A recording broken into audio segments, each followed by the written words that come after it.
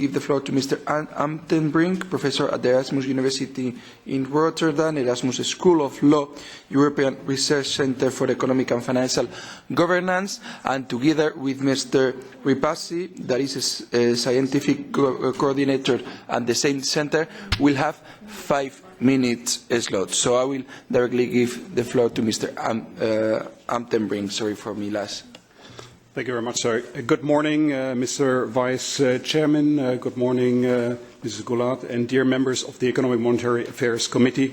I would like, first of all, to thank you also on behalf of my colleague René Repasi and the other authors of the G20 study for inviting us to this workshop here this morning.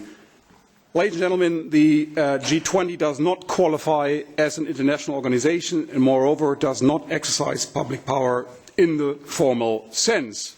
But it does engage in public policy making. Its statements and declarations are considered a commitment by each member country and the European Union to a particular course of action, such as, for example, the regulation of particular financial market actors, and the G20 members voluntarily comply with its commitments to a large extent. Now, this raises questions about the democratic legitimacy and accountability of this informal body, and so demands for a democratization of the G20 have been raised. Yet, input legitimacy is difficult to realize, certainly as far as democratic elections and other direct forms of citizens' involvement are concerned. And in our opinion, it makes sense to focus on democratic accountability as a tool to realize what is sometimes referred to as throughput legitimacy.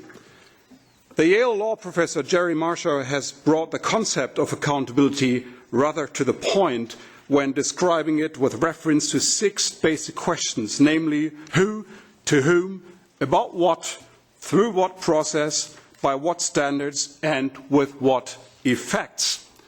In our G20 study, we developed and thereafter put into practice a 2-tier accountability framework.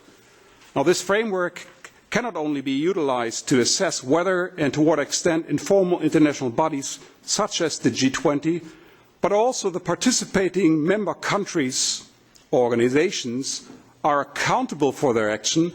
But importantly, this framework can also assist in identifying areas for improvement. The framework focuses on the existence of a legal environment that allows those in charge of the accountability mechanism to essentially judge the performance and conduct of the body under review. And moreover, it calls for instruments that permit assigning concrete consequences to such an evaluation.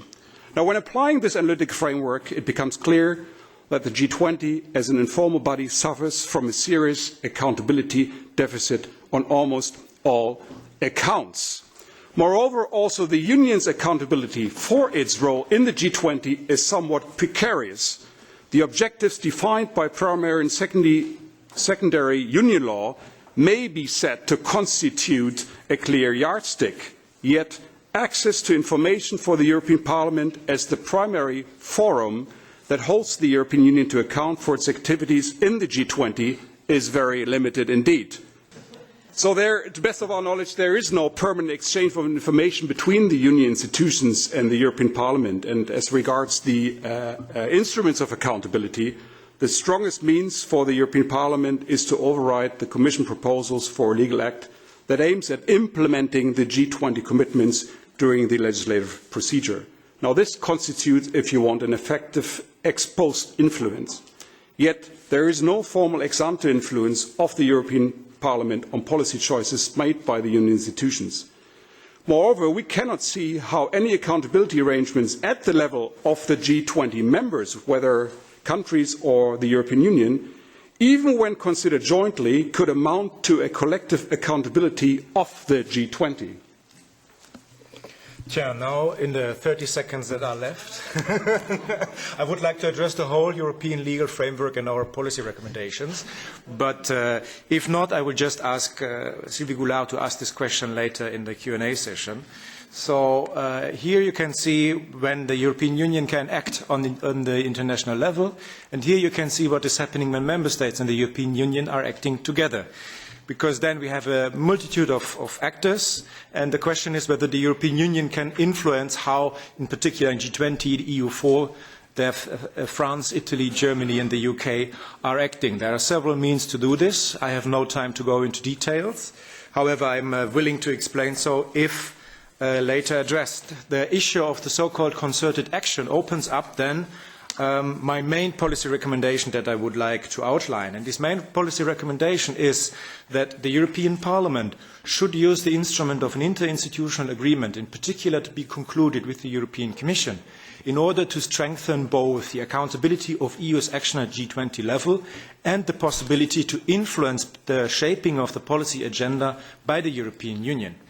In such an interinstitutional agreement, a structured dialogue between the European Commission and the European Parliament should be established, where a permanent exchange of information can be done, precisely referring to what Paul Tucker said, that officials should appear in front of the Parliament, but here in this Parliament we learned that we have to force them to come there, and that can be done by a structured dialogue on the basis of an interinstitutional agreement. Second, based on the known interinstitutional agreement between the Commission and the European Parliament on the own legislative initiative report, one may think about an own initiative report on G20 issues that could influence the Commission proposal for shaping a mandate for the European Union to act at the G20 level. Such a mandate combined with an agreed language of member states can then create more coherence of European Union's position at G20 level and enable the European Parliament to influence the agenda setting. So far those glimpses, and I hope for questions. Thanks a lot.